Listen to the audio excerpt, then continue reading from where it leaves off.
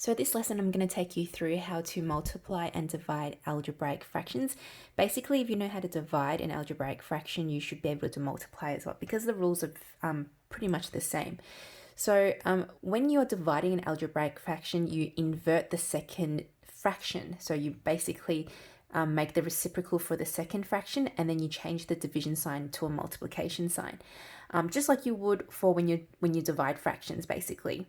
Now, make sure you factorize your numerator and denominator, and then you try to cancel out as best as you can, but you shouldn't be canceling unless you've factorized already. And there's an important reason why we do that. Then we multiply across, so going horizontally, and we simplify. So I'm going to take you through how to do these using these examples here. But first, let's learn how to cancel so you don't make the mistake for canceling. So I guess these first few here are pretty straightforward. You're just looking for something to cancel from the top and the bottom. So the first one, we could see that x plus 1 and x plus 1 can both be cancelled. 4 and 12 can be cancelled down because the highest common factor for 4 and 12 would be 4. So it'll be 1 and 3 at the bottom. And then you're left with x over 3. X minus 3 all over 3 as your final answer. So that's pretty straightforward. Now over here, we could also do the same. Now it's really important that you don't cancel. The biggest mistake people usually make is saying, oh, there's an x there and x, let's cancel it. That's not how it works, simply because right now the 3 and the 6x are joined together, and so is the 5 and the 10x. So they're stuck together. If you cancel it from one, you have to cancel it from the other as well. So the best thing to do here is to factorize. So at the top, I know I can take out 3 as a common factor. So once I've taken that out, I get 3, 1 minus 2x. And at the bottom, I can take out the common factor 5, and then I have 1 minus 2x. Now we can cancel down. We can cancel the 1 minus 2x for both, and your final answer is 3 over 5. You would never ever cancel 6 and 10, for example. Okay, it doesn't work that way. So you have to make sure that you factorize first, and then cancel down only the factors. Okay, it's only if things are multiplying that you can actually cancel them down. Over here, next one, same thing. So once again, we try and factorize before we cancel. So we can factorize the top because x squared is the same as, x squared minus 9 is the same as x squared minus 3 squared. And this is difference of two squares here. So I'll just write what's on the bottom. Difference of the two squares, x minus 3, x plus 3, that's at the top, divide by x plus 3 at the bottom, and so x plus 3 and x plus 3 can both go, and you're left with x minus 3, just like that. Now that you know how to cancel down, I'm going to take you through how to multiply and divide algebraic fractions. So the important thing here is when we're multiplying, we can cancel down up, so anything from the top with anything on the bottom, so that can be up and down or crisscross.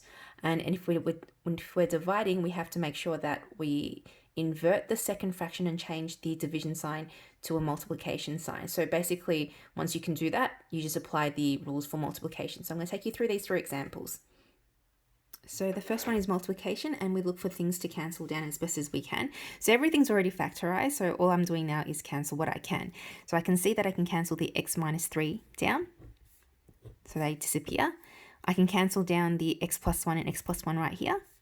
And I can also cancel the 2 and the 10 to a 1 and 5. And that's about all I could do. So now I'm left with 9 over 5x minus 4.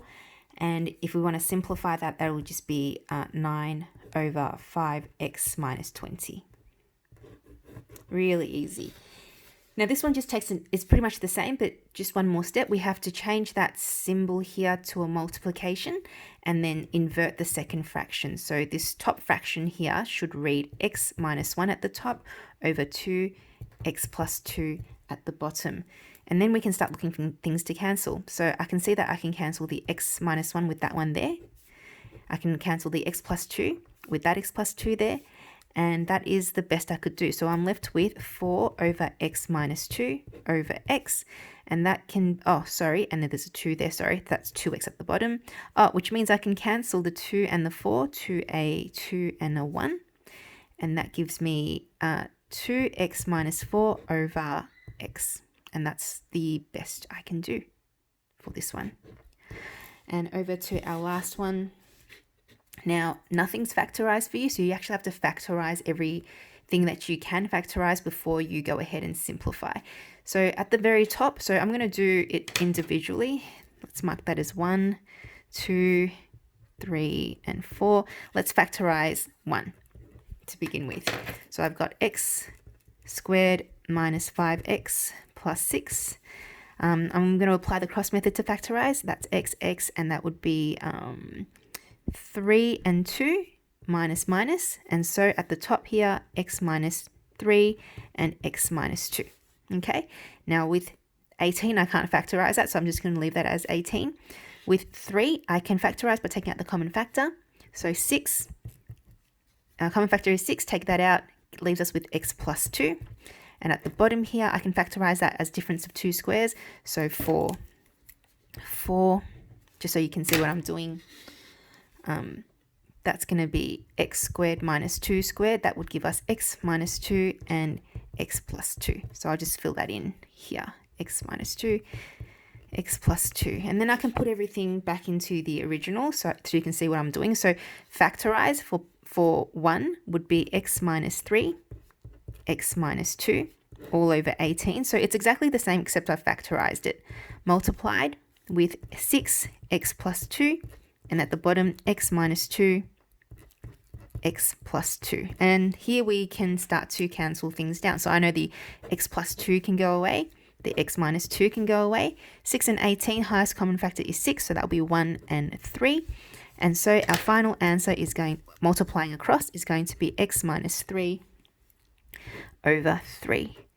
And that is it. That's how we multiply and divide algebraic fractions.